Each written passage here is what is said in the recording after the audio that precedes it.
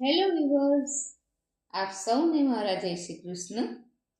અધિક માસની કથાની સત્સંગ યાત્રામાં આજે આપણે 30મો અધ્યાય લઈશું. 30મા અધ્યાયનું નામ છે પતિવ્રતાના ધર્મનું કથન. દર્શક મિત્રો,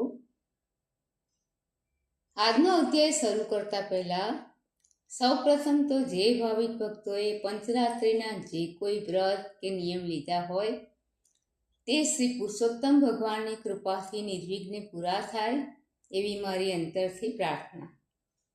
સાથે સાથે આપણે જોઈએ છીએ કે દરેક અધ્યાયોમાં કેટલા બધા નિયમો બતાવ્યા છે. આજના યુગમાં એટલે કે કળિયુગનો કાળ ચાલી રહ્યો છે ત્યારે આવું શક્ય ન હોય તો કંઈ વાંધો નહીં, પણ આપણી તર્ક બુદ્ધિથી ઋષિમુનિઓના લખાણને આપણે ખોટું ના કહેવું જોઈએ. કંઈ શક્ય ના હોય તો હરિનામ સંકીર્તન સૌથી શ્રેષ્ઠ છે. ભાગવતજીમાં પણ કહ્યું છે કે જે મુનિઓએ રચેલી કથાઓ છે તે સામાન્ય જીવે સમજાય તો સમજવી અને ન સમજાય તો વંદન કરી મૂકી દેવી, પણ ખોટા તર્ક વિતર્ક કરવા નહીં. તો ચાલો આજનો સત્સંગ શરૂ કરીએ. નારદે કહ્યું, હે તપના ભંડાર શ્રી નારાયણ, પ્રથમ આપે પતિવ્રતા સ્ત્રીની પ્રશંસા કરી હતી, તો એવી સ્ત્રીના સર્વ લક્ષણો ટૂંકમાં આપ મને કહો. સૂત બોલ્યા, હે બ્રાહ્મણો, નારદે એમ પતિવ્રતાના ધર્મો કહેવા પ્રેરણા કરી ત્યારે પુરાતન મુનિ શ્રી નારાયણ પોતે નીચે પ્રમાણે પતિવ્રતાના સર્વ લક્ષણો કહેવા લાગ્યા. શ્રી નારાયણ બોલ્યા, હે નારદ, સતી સ્ત્રીઓનું ઉત્તમ વ્રત હું તમને કહું છું, તે તમે સાંભળો. પોતાનો પતિ કદરૂપો, ખરાબ વર્તનવાળો કે સારા સ્વભાવવાળો, રોગી, પિચાસ જેવો, ક્રોધી, દારૂડિયો, ગરડો, ચતુરાઈ વિનાનો, મૂંગો, આંધળો, બહેરો, ભયંકર, દરિદ્ર, કંજૂસ, નિંદાપાત્ર, કાયર, જુગારી કે પારકી સ્ત્રીઓમાં લંપટ હોય તો પણ સતી સ્ત્રીએ વાણી, શરીર તથા કર્મથી નિરંતર દેવની પેઠે તેની પૂજા કરવી જોઈએ. સર્વ પ્રકારે તેનો આદર સત્કાર જ કરવો જોઈએ, પણ સ્ત્રીએ પોતાના પતિની વિરુદ્ધ કંઈ પણ રીતે કંઈ પણ કરવું ન જોઈએ. નાની ઉંમરની જુવાન કે ઘરડી સ્ત્રીએ પણ પોતાના ઘરમાં સ્વતંત્ર રીતે એટલે કે ધણીને પૂછ્યા વિના કોઈ પણ કાર્ય ન કરવું જોઈએ. હંમેશા અહંકારનો, કામનાનો તથા ક્રોધનો ત્યાગ કરી પતિના જ મનને ખુશ રાખવું જોઈએ. બીજા કોઈનું મન તેણે ખુશ કરવાનું છે જ નહીં. બીજા પુરુષોએ કામ વાસનાની ઈચ્છાથી પોતાને જોઈ હોય, મીઠા વાક્યોથી ઘણી લોભાવી હોય કે માણસોની ગિરદીમાં સ્પર્શ કરાયો હોય તો પણ જે સ્ત્રી વિકાર પામતી નથી તે સ્ત્રી પોતાના શરીર પર જેટલા રૂંવાટાના છિદ્ર હોય છે તેટલા હજારો વર્ષો સુધી સ્વર્ગમાં વસે છે. બીજા પુરુષે ધન વગેરેથી લોભાવી હોય તો પણ જે સ્ત્રી મન, વચન, શરીર કે ક્રિયાથી બીજા પુરુષને સેવતી નથી તે સ્ત્રી લોકમાં ભૂષણરૂપ ગણાય છે. દૂધ કે દૂતી દ્વારા બીજાએ પ્રાર્થના કરી હોય અથવા બળથી પકડી હોય અથવા વસ્ત્ર વગેરે દ્વારા લલચાવી હોય તો પણ સતી સ્ત્રી પરપુરુષને સેવતી જ નથી. બીજા પુરુષો પોતાની સામે જુએ છતાં પોતે તેઓની સામે જુએ નહીં, હસાવે છતાં પણ હસે નહીં અને બોલાવે છતાં પણ બોલે નહીં, તે સ્ત્રી ઉત્તમ લક્ષણોવાળી સતી કહેવાય છે. પોતે રૂપ તથા યૌવનથી યુક્ત હોવા છતાં ગાવામાં અને નૃત્ય કરવામાં અત્યંત ચતુર હોય તો પણ પોતાને લાયક તેવા પુરુષને જોઈ સતી સ્ત્રી વિકાર પામતી નથી. જે સ્ત્રી અત્યંત રૂપાળા, જુવાન, સુંદર તથા કામાતુર સ્ત્રીઓને પ્રિય થઈ પડતા હોય એવા પરપુરુષને કદી ઈચ્છતી નથી તેને મહાસતી જાણવી. દેવ, ગંધર્વ કે મનુષ્ય જાતિનો કોઈ પણ પુરુષ સતીઓને પ્રિય થતો નથી. તેથી હર કોઈ સ્ત્રીએ પોતાના પતિનું અપ્રિય કદી કરવું નહીં.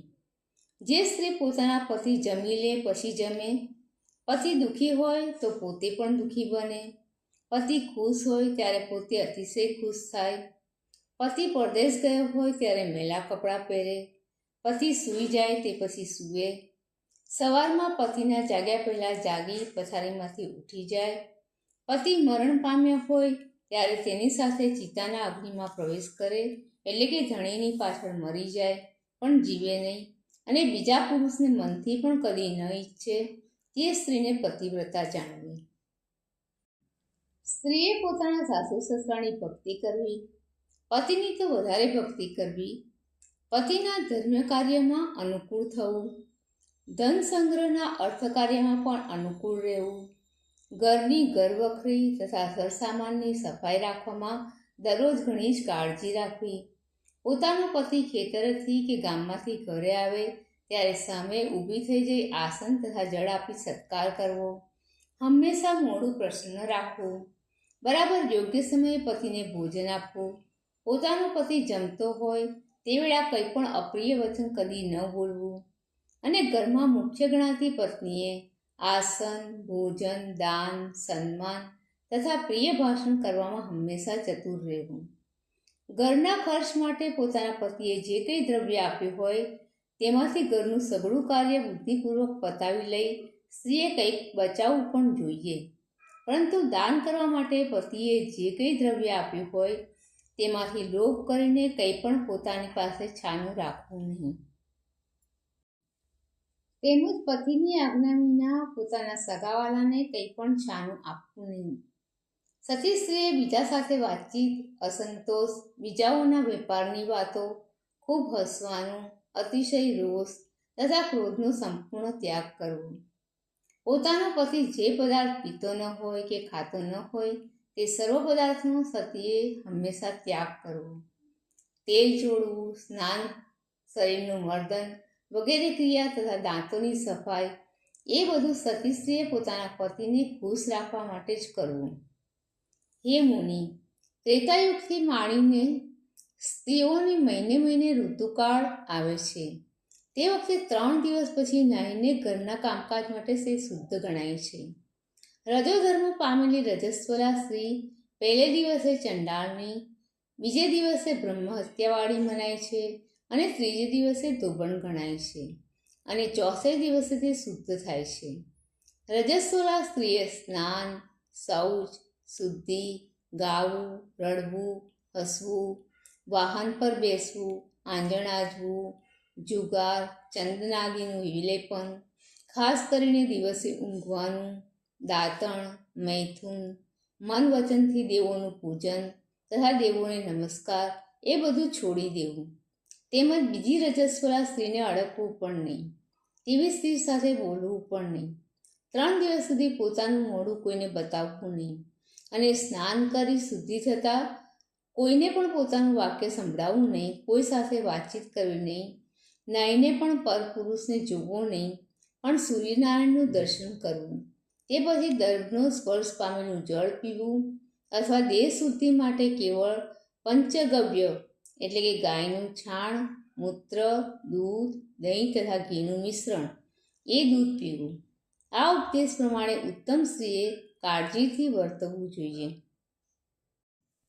સ્ત્રી જો સગર્ભા થઈ હોય તો તે વખતે તેણીએ નિયમો પાળવા તત્પર રહેવું.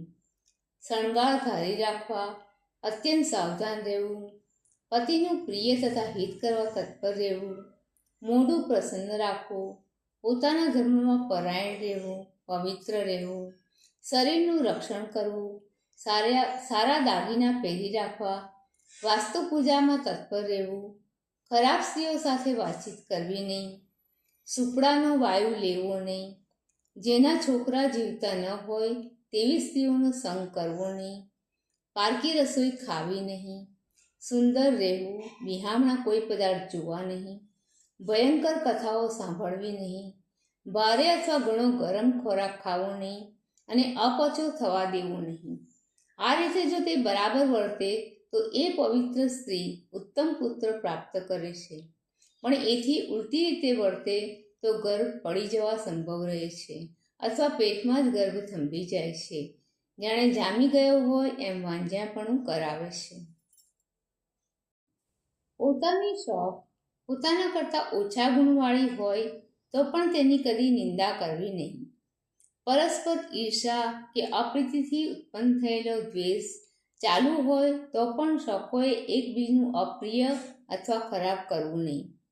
હર કોઈ પતિવાળી સ્ત્રીએ બીજાના નામો ગાવા નહીં અને બીજાનું વર્ણન પણ કરવું નહીં. તેમજ પોતાના પતિથી દૂર રહેવું નહીં અને પતિની પાસે રહેવું. પોતાનો પતિ જે ઠેકાણે રહેવાનું કહે ત્યાં જ પતિની સામે રહેવું. પોતાની ઈચ્છા પ્રમાણે દિશાઓમાં જોયા કરવું નહીં. પરાયા માણસોને પણ જોયા કરવા નહીં અને વિલાસપૂર્વક ફક્ત પતિનું જ મુખકમળ જોવું. પોતાનો પતિ કંઈક વાત કહેતો હોય ત્યારે સ્ત્રીએ આદર સહિત તે સાંભળવી.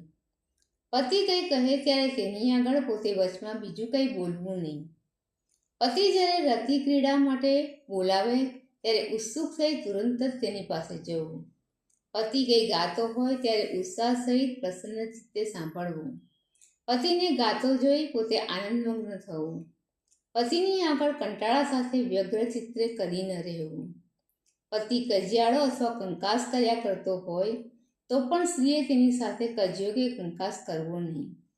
પતિએ તિરસ્કાર કર્યો હોય, પોતાની નિંદા કરી હોય, ખૂબ માર માર્યો હોય અથવા પીડા ઉપજાવી હોય તો પણ પતિવ્રતા સ્ત્રીએ ભય છોડી પ્રેમપૂર્વક તેના ગળે વળગી પડવું.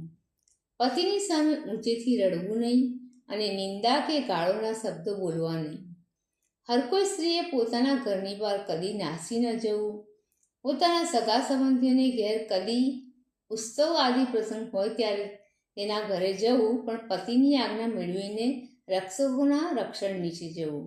અને ત્યાં પણ સતી સ્ત્રીએ બહુ લાંબો વખત ન રહેવું અને તરત જ પાછા આવવું. પોતાનો પતિ ક્યાંક બહાર ગામ જતો હોય તે સમયે સ્ત્રીએ ખરાબ કાંઈ બોલવું નહીં, પણ મંગલ વચન બોલવા અને જતા અટકાવવું નહીં. તે વખતે રડવું પણ નહીં. પતિ પરદેશ ગયો હોય ત્યારે સ્ત્રીએ શરીર પર તેલ ચોડવું નહીં. કેવળ જીવનની રક્ષા માટે નિંદા ન થાય એવું જ કર્મ કરવું. હંમેશા સાસુ સસરા પાસે જ નિંદ્રા લેવી. બીજે ક્યાંય સૂવું નહીં. દરરોજ પોતાના પતિની ખબર અંતર તેણીએ કાળજીથી શોધ્યા કરવી અને તેના કુશળ સમાચાર મેળવવા માટે ત્યાં દૂતોને મોકલ્યા કરવા. પોતાનો પતિ કુશળક્ષેમ ઘેર પાછો આવે તે માટે પ્રસિદ્ધ દેવતાઓની પ્રાર્થના કરવી અને માનતાઓ કે બાધા રાખવી. જેનો પતિ પરદેશ ગયો હોય તે સ્ત્રીએ એમ ઉપર બતાવ્યા પ્રમાણે જ વર્તવું જોઈએ. ઉપરાંત શરીરની બહુ સફાઈ કરવી નહીં, મેલા વસ્ત્રો પહેરવા, તિલક કરવું નહીં, આંજણ આંજવું નહીં, સુગંધી પદાર્થો તથા પુષ્પમાળાઓ છોડી દેવી, નખ તથા વાળ ઉતારવા નહીં અને દાંતની ઝાઝી સફાઈ કરવી નહીં. મોટેથી હસવું, બીજાઓની સાથે ઠઠ્ઠા મસ્કરી કરવી, પરપુરુષોની ચેષ્ટાઓનો વિચાર કરવો, પોતાની ઈચ્છા પ્રમાણે ભટક્યા કરવું, પરપુરુષના શરીરનો સ્પર્શ કરવો, એક વસ્ત્ર પહેરીને ફર્યા કરવું, શરમ છોડી દેવી અને મરજી પ્રમાણે વર્તવું, આ બધા હર કોઈ સ્ત્રીના દોષો કયા છે અને તે કાયમ દુઃખદાયી છે. સ્ત્રીએ ઘરના કામથી પરવારી, શરીરે હળદર લગાવી, સ્વચ્છ જળથી સ્નાન કરી, ઉજ્જવળ શૃંગાર ધારણ કરવા, તે પછી વિકસિત પ્રફુલ્લ મુખકમળ રાખી હસતા મોંએ પતિની પાસે જવું. આવું નારી વર્તન મન, વચન તથા કાયાથી સ્ત્રીએ ખાસ જાળવવું. જે વખતે પતિ બોલાવે ત્યારે ઘરના કામ પડતા મૂકીને પણ જલ્દી પતિ પાસે જવું અને હે સ્વામી, મને કેમ બોલાવી છે, કૃપા કરી આજ્ઞા કરો એમ કહેવું. બારણામાં ઘણીવાર ઊભા રહેવું નહીં કે બહુ બેસવું નહીં. પતિએ આપેલી કોઈ પણ વસ્તુ બીજાને કદી આપવી નહીં અને પતિનું એઠું અન્ન, ફળ વગેરે જે કંઈ હોય તો આ તો મહાપ્રસાદ છે એમ કહી પ્રિય ગણી નિરંતર આનંદી થઈ સ્ત્રીએ ખાઈ જવું.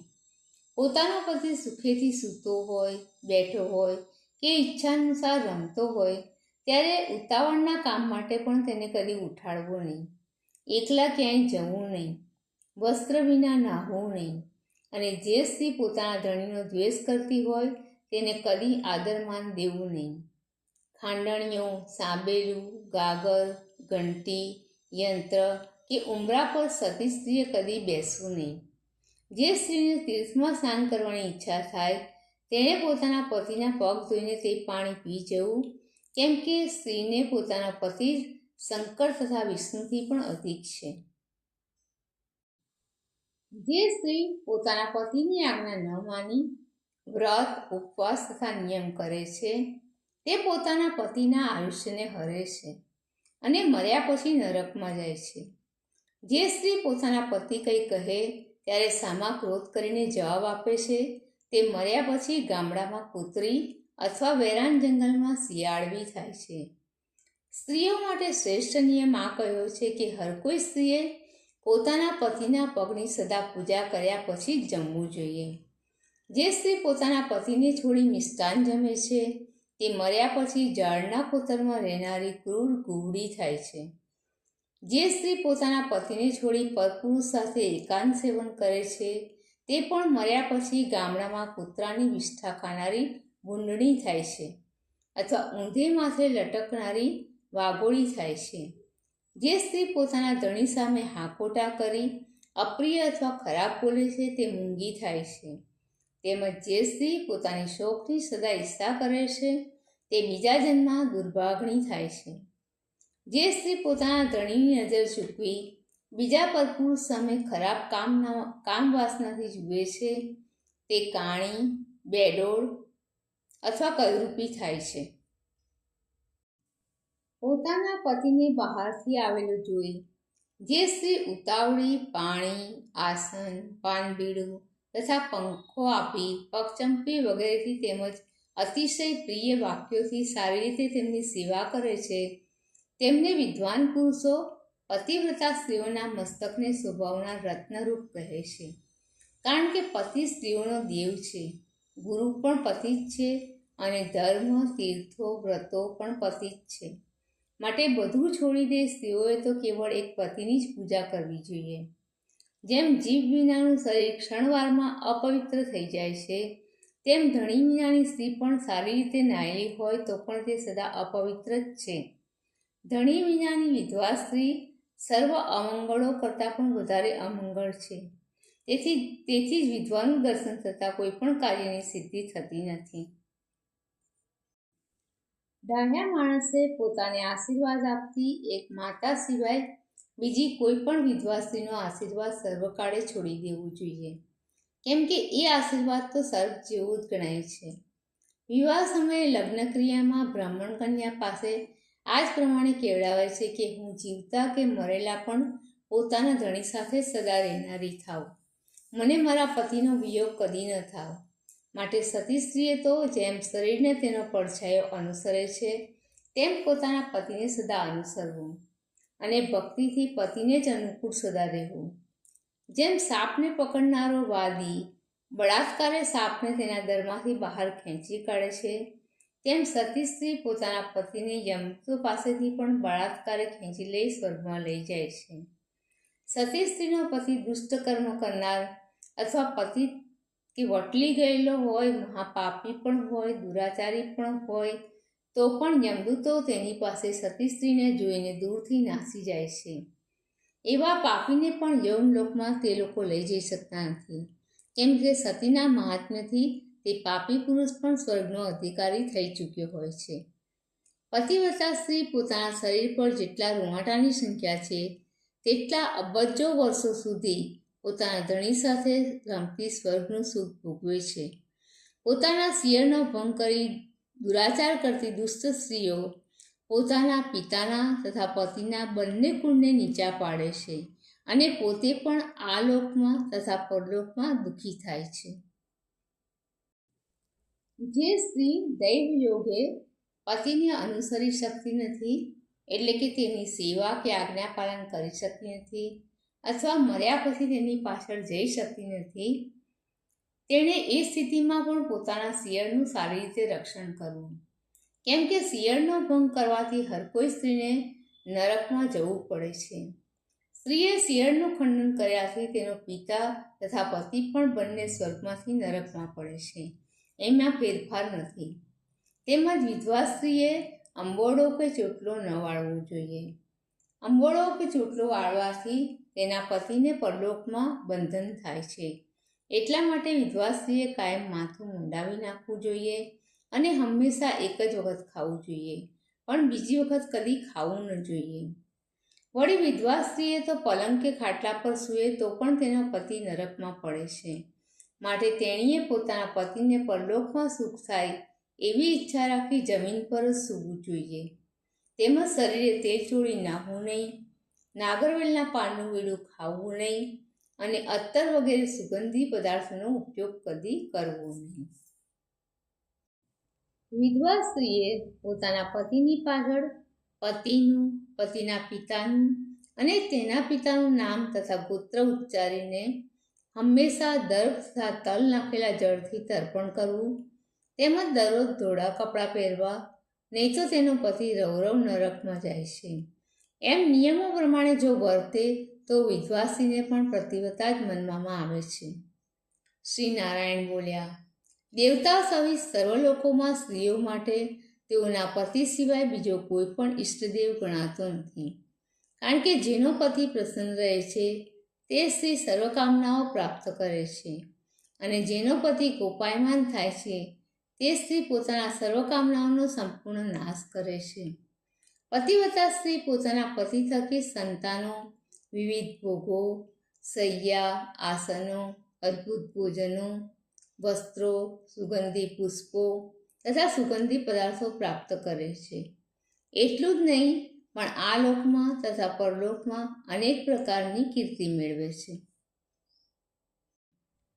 ઇતિ શ્રી બૃહન્નારદીય પુરાણ વિશેના પુરુષોત્તમ માસ મહાત્મ્યમાં પતિવ્રતાના ધર્મનું કથન નામનો 30મો અધ્યાય સમાપ્ત. દર્શક મિત્રો, આપ સૌને મારા જય શ્રી કૃષ્ણ. પવિત્ર પુરુષોત્તમ માસનો કાલે અંતિમ દિવસ છે. કાલે અમાસનો દિવસ છે.